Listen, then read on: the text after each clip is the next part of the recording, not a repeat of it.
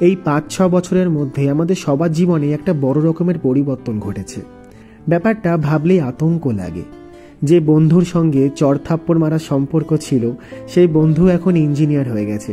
চাইলেও তার মাথায় আর টোকা দেওয়া যাবে না। চায়ের বিল নিয়ে দুষ্টুমি করা বন্ধু বিশ্ববিদ্যালয়ের টিচার হয়ে গেছে। বেড শেয়ার করা বন্ধু স্কলারশিপ নিয়ে বিদেশ চলে গেছে।